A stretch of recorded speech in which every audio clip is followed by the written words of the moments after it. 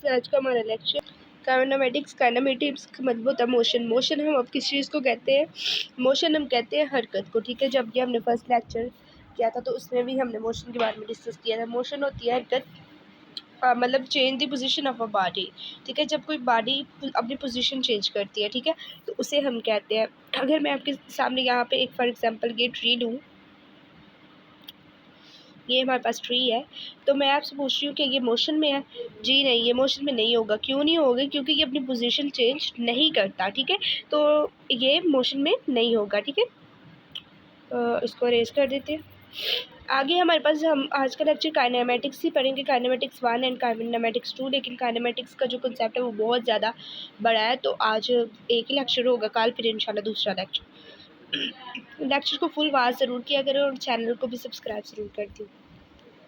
Kinematics हमारे पास होता है मोशन। मोशन होते हैं हमारे पास हरकत। हरकत में हम अब इसमें हम जो चीज़ डिस्कस करेंगे वो हमारे पास होगी displacement, velocity and acceleration. Displacement जो होता है वो होता है हटाओ। ठीक है, यानी कि आप लोगों ने कितना डिस्टेंस जो है वो कवर किया। वेलोसिटी होती है रफ्तार, और एक्सेलरेशन हम कहते हैं अतराव को। ठीक है, यानी जब कोई गाड़ी एक्सेलरेट करती है, ठीक है, तो उसे हम एक्सेलरेशन करते हैं। पिछली क्लासेस में, प्रीवियस क्लासेस में आप लोगों ने सिर्फ इनकी डेफिनेशन पढ़ी होगी या जस्ट फार्मूला पढ़ा होगा, लेकिन आज हम डिस्कस करेंगे डिटेल में ज़रा डिस्प्लेसमेंट क्या होता है, वेलोसिटी क्या होती है और एक्सेलरेशन क्या होती है। कॉन्सेप्ट क्लियर होना बहुत ज़रूरी है। थोड़ी सी लेंथी होगी वीडियो, ठीक है, थोड़ी सी लंबी होगी तो बाकी कोई मसला नहीं है। मोशन के बारे में पहले हम डिस्कस कर लेते हैं। ठीक है, मोशन मोशन हम कहते हैं हरकत को। Position of a body at time T is rated as X. ठीक है, जब कोई बॉडी अपनी पोजीशन चेंज करती है, ठीक है, तो उसको हम कहते हैं मोशन। अब बॉडी जो पोजीशन चेंज करेगी वो टाइम कितना होगा, और उसको हम ड्यूरेट करते हैं एक्स। एक्स यानी एक्स टी। ठीक है, एक्स हमारे पास फंक्शन है। फंक्शन वो चीज़ होती है, अगर हम इनपुट उसके अंदर डालेंगे तो आउटपुट हमारे पास आता है। ठीक है, जैसे कि हम ये देखेंगे स्पीडली, ये एक बॉडी है, ठीक है, ये टाइम टी है, T1 है, और ये टाइम T2 है। हमारे पास यहाँ पे ये ग्राफ बना हुआ है, ये x2 है और ये x1 है। x2 पे जो है टाइम T1 है, सॉरी x1 पे टाइम T1 है और x2 पे टाइम T2 हो रहा है। ठीक है, तो ये ग्राफ शो किया हुआ है उन्होंने, ये पॉइंट है, इस पर टाइम T2 और इस पर टाइम T1 है। हम फ़र्ज़ कर लेते हैं डेल्टा x हमारे पास है, हमने x की वैल्यू निकालनी है, x2 माइनस x1। हम फ़र्ज़ कर लेते हैं कि T1 पे जो है 30 मीटर का डिस्टेंस कवर किया है और T2 पे हमारे पास 10 मीटर का डिस्टेंस रह गया है। ठीक है, तो हम अगर इसको माइनस करेंगे तो हमारे पास 20 मीटर होगा। तो ये हमारे पास क्या है, ये डिस्प्लेसमेंट आ गया। अब हमने x को डेल्टा x से हमने डिस्प्लेसमेंट फाइंड आउट कर ली। ठीक है तो आपको डिस्प्लेसमेंट का फाइंड आउट करने का फार्मूला पता चल गया होगा। ठीक है, आगे हम अगर बात करें स्पीड एंड वेलोसिटी मेजर हो पोजीशन चेंज विद टाइम। कहते स्पीड और वेलोसिटी मेजर करती है कि पोजीशन कैसे चेंज होती है टाइम के साथ। इसमें एक जो बात आती है वो एवरेज स्पीड की होती है। ठीक है, एवरेज स्पीड का जो फार्मूला है वो मैं आप लोगों के सामने ज़रा लिखती हूँ।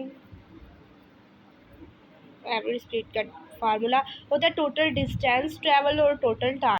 इसका जो फार्मूला है वो टोटल डिस्टेंस ट्रैवल कितना किया हुआ है और टोटल टाइम कितना है। ठीक है, यानी कि हमने कितना डिस्टेंस जो है वो यानी कितना सफ़र किया और उसमें कितना टाइम लगा है हमें यहाँ तक पहुँचने के लिए, ये एक एवरेज स्पीड का फार्मूला होता है। ठीक है, आपकी बुक पर भी फार्मूला सिर्फ लिखा हुआ है, सॉरी हैंडआउट्स पे, तो मैं भी ज़्यादा डिटेल में नहीं जाऊँगी। आगे हम एवरेज स्पीड अगर ज़्यादा डिटेल में गए तो क्योंकि ज़रूरत नहीं है, तो आगे हम नेक्स्ट पढ़ेंगे जब आएगा तो फिर हम कर लेंगे। ठीक है, ये एवरेज स्पीड का फार्मूला है। अगर आपको कोई भी न्यूमेरिकल आता है, फिजिक्स में न्यूमेरिकल आते हैं, थ्योरी वाले क्वेश्चन आते हैं, तो आप लोगों को दिया होगा वहाँ पे टोटल डिस्टेंस कितना होगा, टोटल टाइम, आप लोगों ने उसमें से एवरेज स्पीड निकालनी है। अगर आप लोगों को फार्मूला आता होगा तो फिर आप एवरेज स्पीड निकाल सकोगे। आगे होती है एवरेज वेलोसिटी, एक टर्म होती है। एवरेज वेलोसिटी होती है हमारे पास डिस्प्लेसमेंट ओवर टाइम। ये हमारे पास होती है average velocity is equal to displacement over time.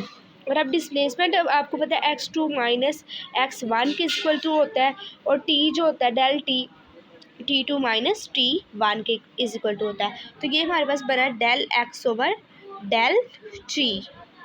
ये एक ही चीज़ है डेल टी, टी उससे मल्टीप्लाई नहीं हो रहा बल्कि ये एक ही टर्म है। अगर हम उसे वैसे लिखे x2 माइनस x1 बनता है। डिस्प्लेसमेंट हमारे पास सेकंड चीज़ है, डिस्प्लेसमेंट हमारे पास नेगेटिव भी हो सकता है और पॉजिटिव भी हो सकता है, ठीक है। यानी डिस्प्लेसमेंट हमारे पास कम भी हो सकता है और ज़्यादा भी हो सकता है। अब मैं आप लोगों के सामने एक ग्राफ शो करती हूँ ज़रा। यहाँ पे 2 पॉइंट्स है, ट्राजेक्टरी 2 पॉइंट्स है, आप देख रहे हैं यहाँ पे एक स्लोप बनी हुई है, इसको हम स्लोप कहते हैं, जो सीधी लाइन हो, ठीक है, स्लोप कहते हैं इसको। ये बनी हुई है, अगर मैं आप लोगों को ये स्लोप अगर रेस कर दूँ, इसको थोड़ा सा इस तरीके से बनाया जाए कि ये 2 पॉइंट्स जो है ये एक दूसरे के बिल्कुल करीब आ जाए, ठीक है। तो इसको हम कहते हैं इंस्टेंटेनियस वेलोसिटी। इंस्टेंटेनियस वेलोसिटी ये मैंने थोड़ा सा डिफरेंस रखा है, लेकिन ये बिल्कुल ही एक दूसरे के करीब आ जाए तो पता ही ना चले, ठीक है। इसको कहते हैं इंस्टेंटेनियस वेलोसिटी की टर्म होती है। इंस्टेंटेनियस वेलोसिटी अब क्या चीज़ होती है?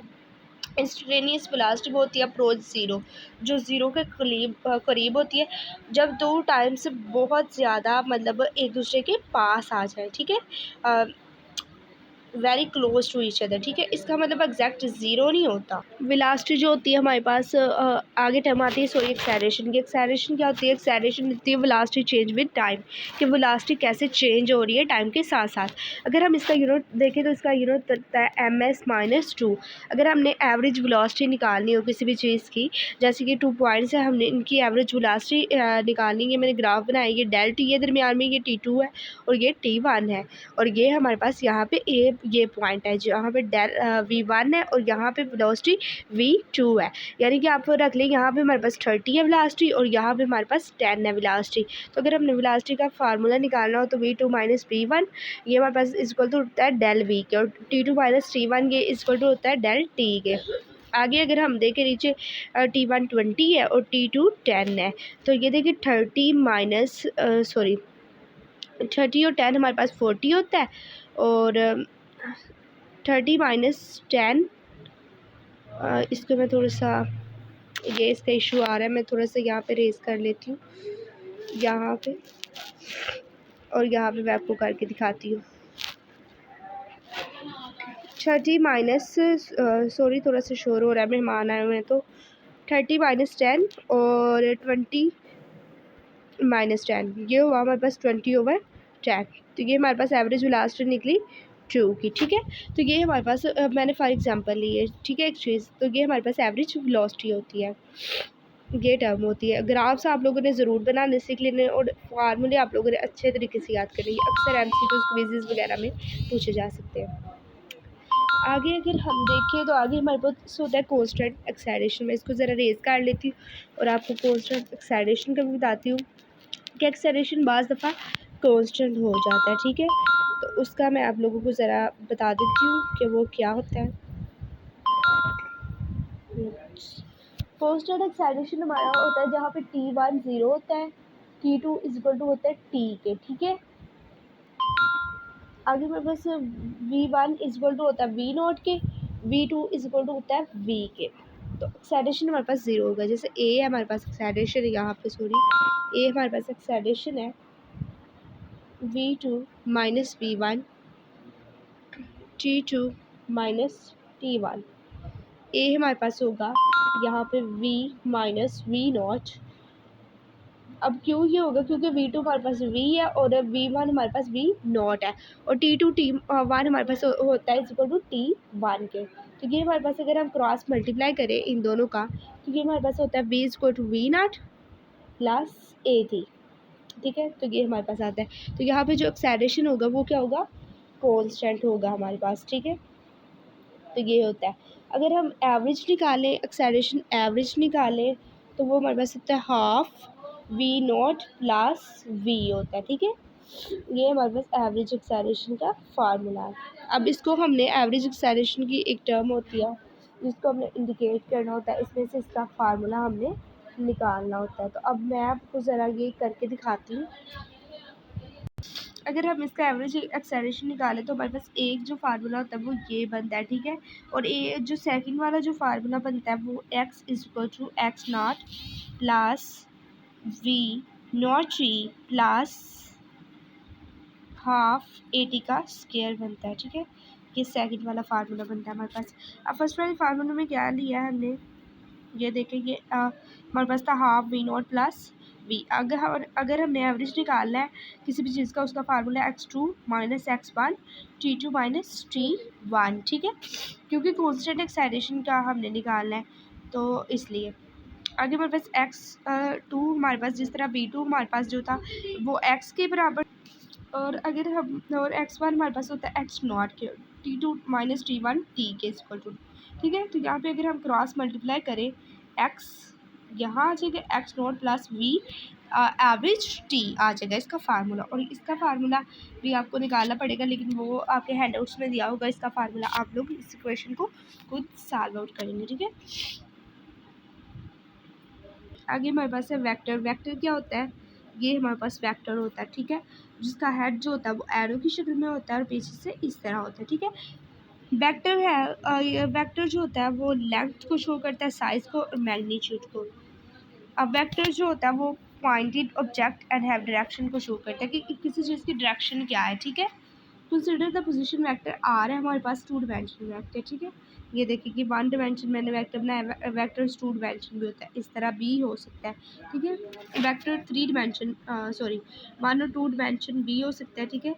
तो ये अगर मैं आपके सामने एक 2 डिमेंशन वेक्टर ड्रा करके देखिए, मैंने आपके 2 वेक्टर, एक ये वेक्टर है हमारा और एक ये वेक्टर है, ठीक है। तो इसको मैंने साथ में इसको मिला दिया वेक्टर को, ठीक है। तो ये आर है हमारे पास और ये वाई है हमारे पास और ये थीटा है, इसके दरमियान जो एंगल बन रहा है, ये 2 डिमेंशन वेक्टर है। वेक्टर को जो हम शो करते हैं तो वो एरो से शो करते हैं, जैसे आर वेक्टर है तो उसको एरो से शो करेंगे, ठीक है। और इसके कंपोनेंट जो है वो वाई है और एक्स है। यहाँ पे पाइथागोरस थ्योरम लगता है C is equal to A plus B, ठीक है। ये वेक्टर पे पाइथागोरस थ्योरम लगता है, इसका फार्मूला लगता है, ठीक है।